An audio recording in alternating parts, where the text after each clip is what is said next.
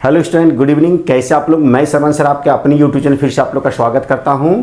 तो चलिए, हम लोग जो ऐसे गणित पढ़ रहे थे और गणित में आज हम लोग है सो एक नए चैप्टर की ओर चलते हैं जिसका नाम है निर्देशांक। और निर्देशांक में किस तरह के प्रश्न हम लोग को पूछा जाता है, चाहे वो ऑब्जेक्टिव हो या सब्जेक्टिव हो, उसको कैसे हम लोग हल करते हैं।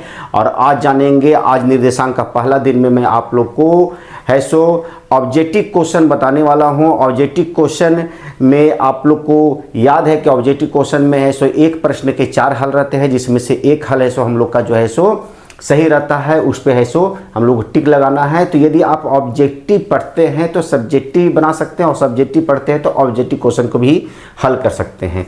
यह जो है से हम लोग का जो है से या तो टेस्ट परीक्षा हो, या हम लोग का वार्षिक परीक्षा हो, या यूनिट टेस्ट हो में पूछा जाता है।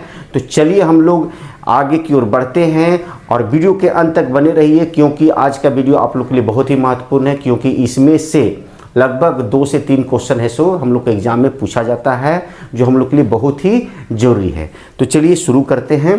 तो निर्देशांक जो हम लोग का चैप्टर है सो 7 में दिया गया है। तो इसमें सबसे पहला क्वेश्चन जो है सो हम लोग को आता है कि पहला क्वेश्चन जो हम लोग का दिया हुआ है,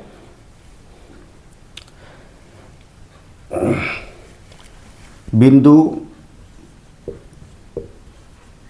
-2, 4 की भुज है। ऑप्शन दिया हुआ है, 4 ऑप्शन दिए गए हैं। एक में दिया गया हम लोग का -2, 4, 0, और अंतिम में जो दिया गया है हम लोग का 4, -2। तो सबसे पहले हम लोग ये जानेंगे, इसमें 2 तरह के प्रश्न आते हैं, एक होता है भुज, एक होता है कोटि। तो भुज हम लोग x अक्ष को बोलते हैं, भुज हम लोग x के मान को बोलते हैं, x अक्ष या x के मान को, और कोटि है सो y को बोलते हैं। कोटि हम लोग किसको बोलते हैं? y को बोलते हैं। तो ये हम लोग का x हो गया और ये हम लोग का y हो गया, ये हम लोग का भुज हो गया और ये हम लोग का कोटि हो गया। तो किस ऑप्शन में टिक लगाएंगे हम लोग? तो -2 है, x का मान है, मतलब भुज है, तो ये ऑप्शन में हम लोग टिक लगा देंगे। उसी तरह यदि दूसरा प्रश्न पूछता है कि -2, 4 की कोटि है, कोटि है, तो ए में दिया गया है -2, बी में दिया गया है 4, सी में दिया गया है 0, और डी में दिया गया है 4 और -2। तो कोटि हम लोग को कौन सा हो गया? ये y अक्ष और ये x। तो ये हम लोग का कोटि हो गया। तो कोटि में हम लोग टिक लगा देंगे, बी में है सो टिक लगा देंगे। तीसरा प्रश्न हम लोग को जो है से पूछा गया है,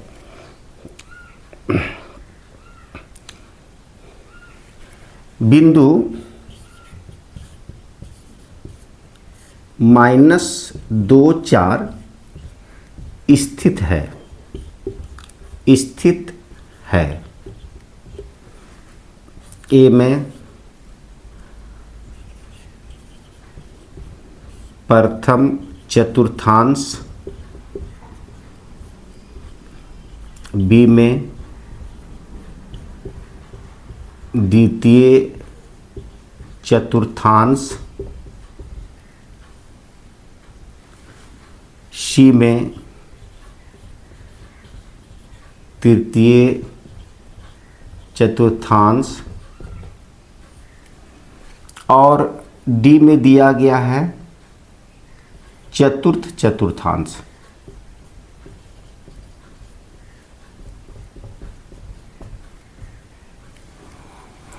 तो सबसे पहले इसमें तो हम लोग को रूल समझना होगा, क्योंकि -2 और 4 दिया गया है। तो मैं आप लोग के लिए बता देना चाहता हूं कि यदि प्लस और प्लस रहेगा, दोनों अंक यदि प्लस और प्लस रहेगा तो वो प्रथम चतुर्थांश में रहता है।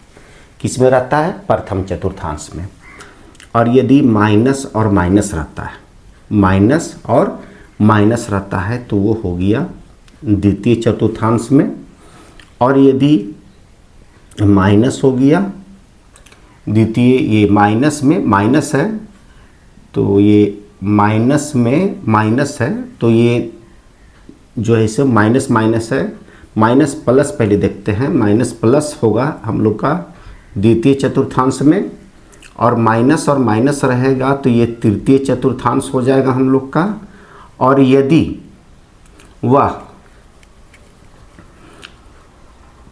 प्लस और माइनस रहेगा तो ये चौथा चतुर्थांश में कहलाएगा। तो ये चीज़ को हम लोग को हमेशा याद है सो रखना है कि प्लस प्लस अगर संख्या आता है तो पहला चतुर्थांश में लिखेंगे, माइनस प्लस रहेगा तो दूसरा में लिखेंगे, माइनस माइनस रहेगा तीसरा में लिखेंगे, और प्लस और माइनस में रहेगा तो चौथा में लिखेंगे। तो देखिए यहाँ पर ये क्या है, माइनस में है, और ये क्या में है, प्लस में है। माइनस में 2 है और 4 है सो प्लस में है, तो माइनस में है और 4 है सो प्लस में है। तो ये द्वितीय चतुर्थांश में हम लोग तो किस ऑप्शन में टिक लगाएंगे, हम लोग बी ऑप्शन में टिक लगा देंगे। यदि यहाँ पर -2 और -4 रहता तो माइनस दोनों रहता, यदि माइनस और माइनस ये रहता तो ये तृतीय चतुर्थांश में हो जाता, और ये प्लस और माइनस रहता तो हम लोग का जो है चौथा चतुर्थांश में आता है। तो उम्मीद है कि आप लोग को चतुर्थांश से संबंधित है सो प्रश्नों का हल है सो करने के लिए समझ में आ गया होगा। तो चलिए आगे की ओर हम लोग बढ़ते हैं, अगले प्रश्न की ओर।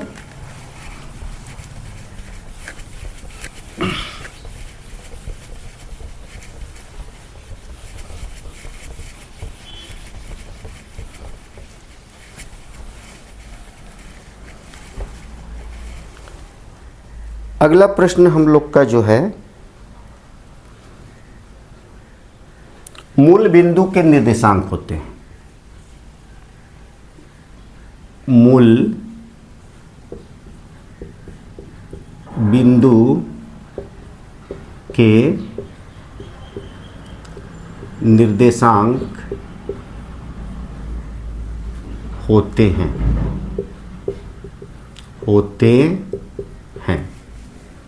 ए में दिया गया है 0 0, बी में दिया गया है हम लोग का 1 0, इस सी में है सो 0 1, और डी में जो दिया गया है वो 1 1 और 1। तो मूल बिंदु होता है एक्स अक्ष और वाई अक्ष, जहां पर दोनों रेखाएं काटती है उसे हम लोग मूल बिंदु या कटान बिंदु बोलते हैं। जैसे मान लीजिए कि ये वाई अक्ष है और ये एक्स अक्ष है, तो ये वाई अक्ष हो गया और ये एक्स अक्ष हो गया। तो ये दोनों जो ये काट रहे हैं वो जो है सो मूल बिंदु या कटान बिंदु, इसको हम लोग बोलते हैं मूल बिंदु, इसी को बोलते हैं। और ये दोनों जो है, दोनों का मान कितना यहाँ से शुरू होता है 0 से, तो x का मान भी 0 और y का मान भी 0, x का मान भी 0 और y का मान भी 0, तो इसको लिखेंगे 0 और 0। तो किस ऑप्शन में दिया गया है, ए ऑप्शन में। तो ए ऑप्शन में हम लोग क्या करेंगे, टिक लगा देंगे। अगले प्रश्न की ओर चलते हैं। 5वां प्रश्न हम लोग को जो पूछा जा रहा है वह है x अक्ष से बिंदु P × 8 12 की दूरी ज्ञात करना है। x अक्ष से बिंदु 8 और 12 की दूरी है। ए में है सो 8 है, बी में है सो 12 है, सी में जो दिया गया है हम लोग का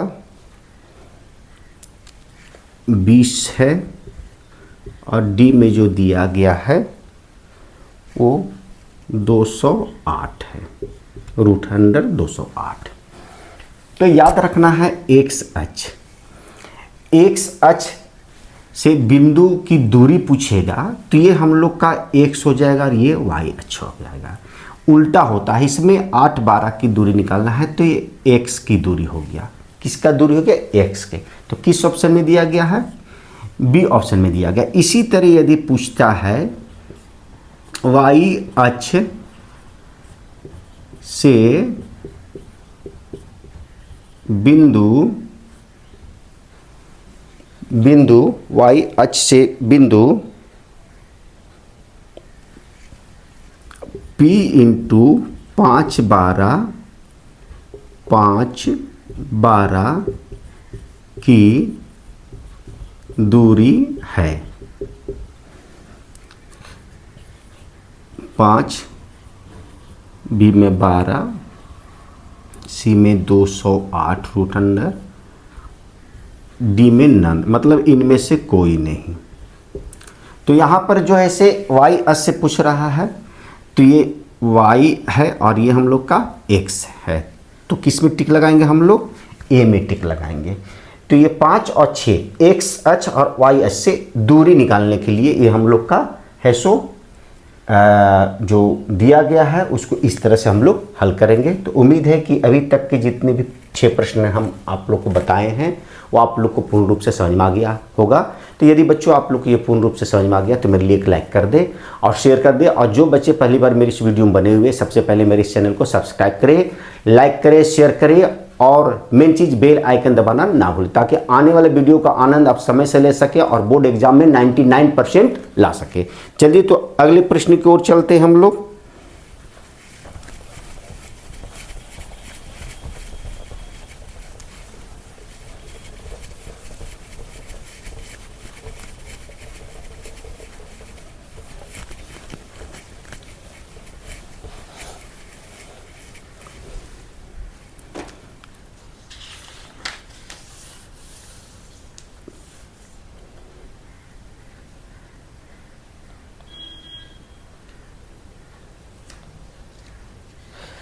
बिंदु, अगला प्रश्न हम लोग का जो है 7वां,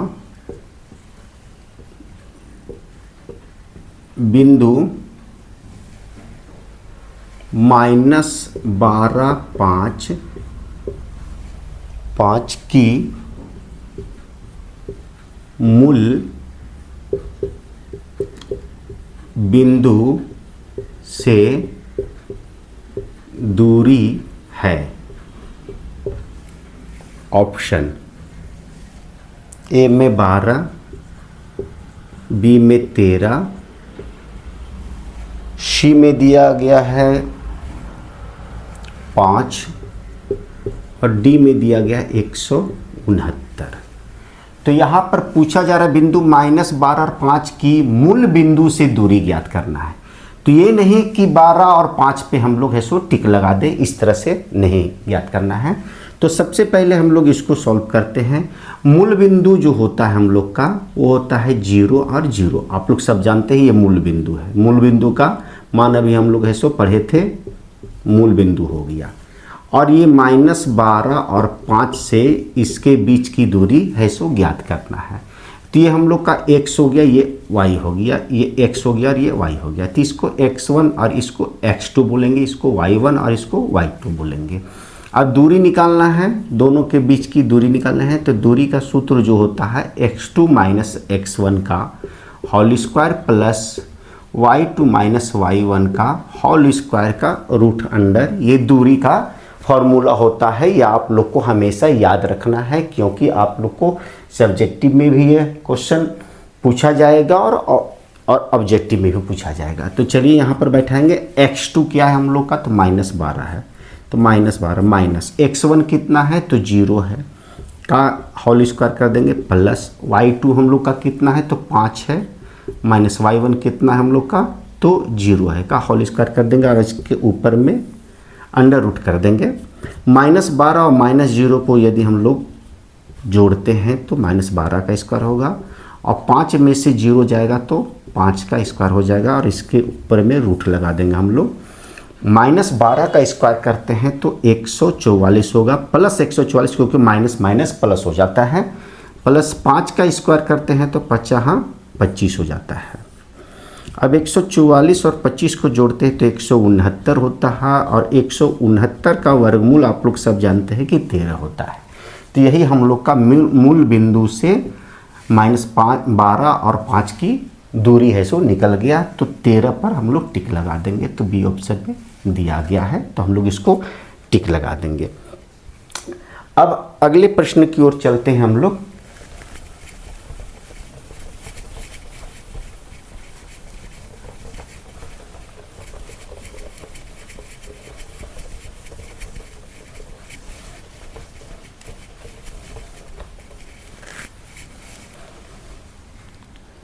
अगला प्रश्न हम लोग का जो है से 8वां प्रश्न जो है उसमें दिया जा रहा है बिंदुओं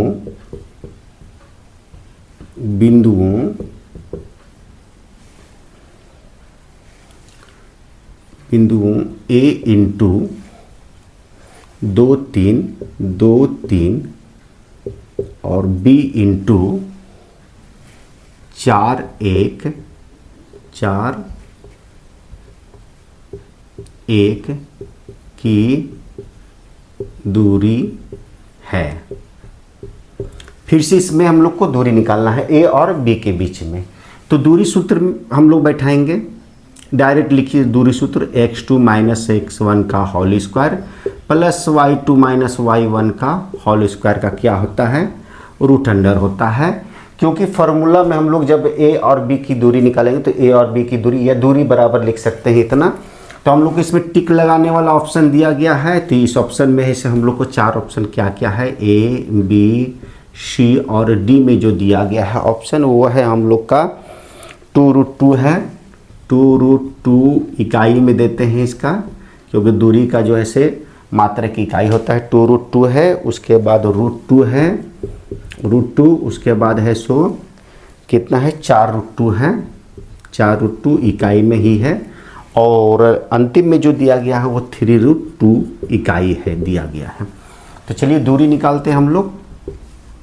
ये x2 हो गया और ये x1 हो गया, ये y1 हो गया, ये y2 हो गया। तो 4 में से 2 को घटाएंगे, 4 माइनस 2 का होल स्क्वायर प्लस y2 हम लोग का 1 माइनस 3 का क्या कर देंगे, होल स्क्वायर कर देंगे और रूट अंडर कर देंगे।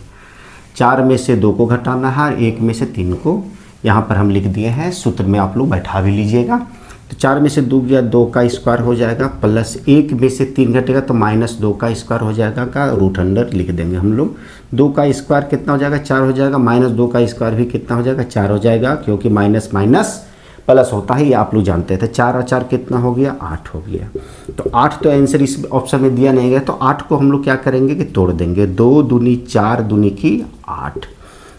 और आप लोग 9th क्लास में पढ़े हैं हेरोन के सूत्र में कि जिसका जोड़ा लगता है उसमें से 2 को निकाल देते हैं, जिसका जोड़ा नहीं लगता वो अंदर ही रहता है। तो 2√2 इकाई ये हम लोग का आंसर आ गया। तो 2√2 किस में दिया गया है, पहला ही ऑप्शन में दे दिया है, पहला ऑप्शन में हम लोग इसको टिक लगा देंगे। तो उम्मीद है कि अभी तक के 8 प्रश्नों का हल आप लोग को समझ में आ गया होगा।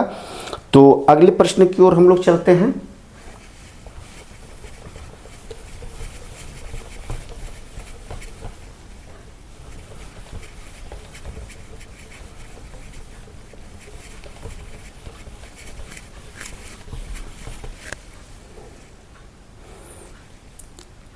अगला प्रश्न हम लोग का है a इंटू ए बी और b इंटू माइनस ए और माइनस बी की दूरी निकालना है।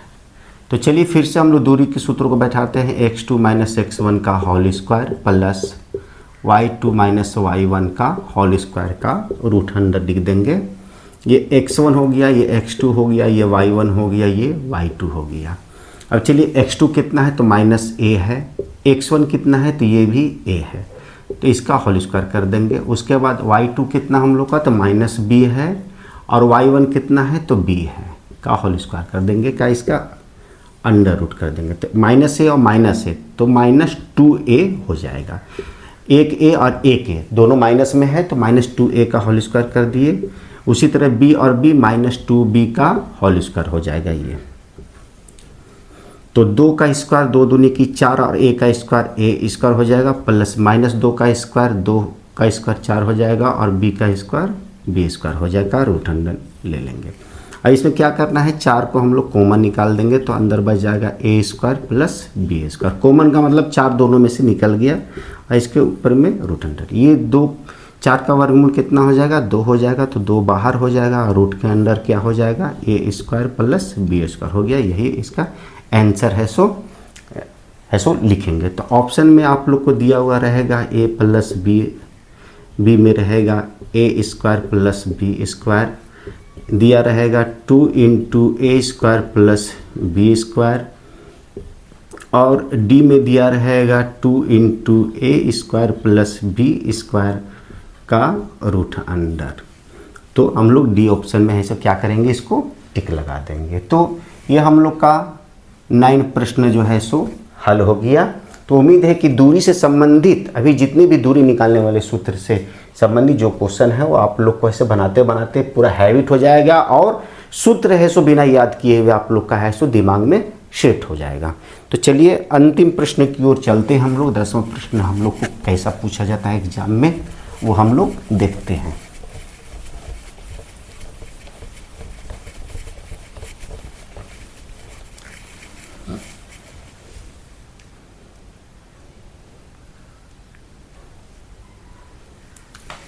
दसवां प्रश्न हम लोग का जो है बिंदुओं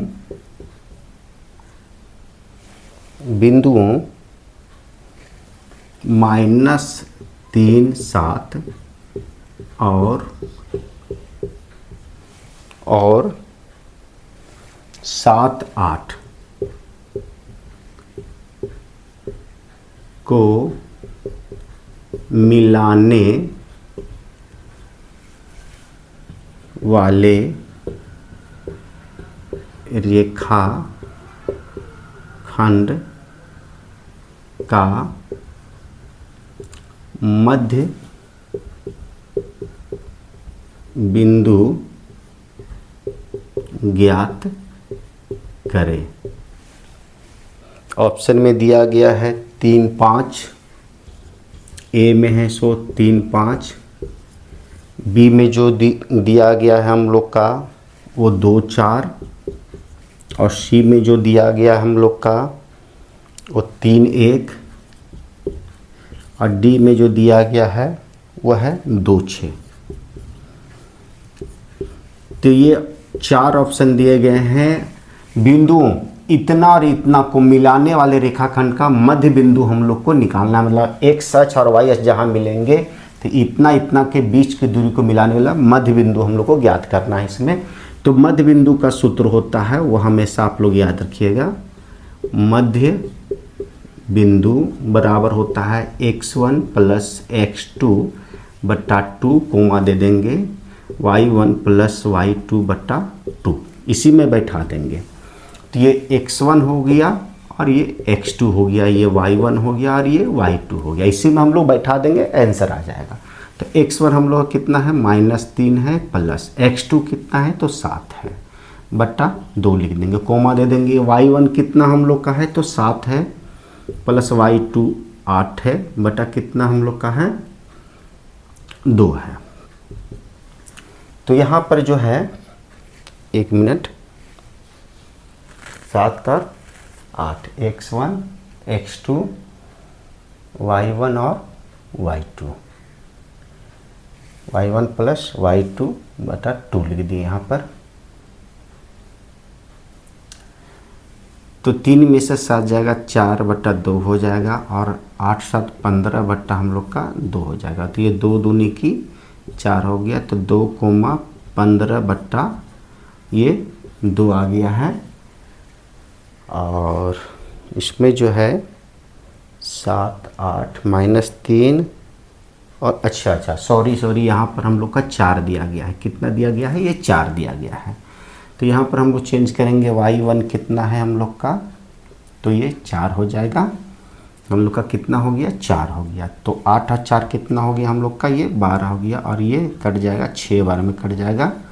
तो ये हम लोग का यहाँ पर 6 हो गया। तो 2 और 6 इसका आंसर है सो निकल के आ गया। तो किस ऑप्शन में दिया गया है, डी ऑप्शन में दिया गया है।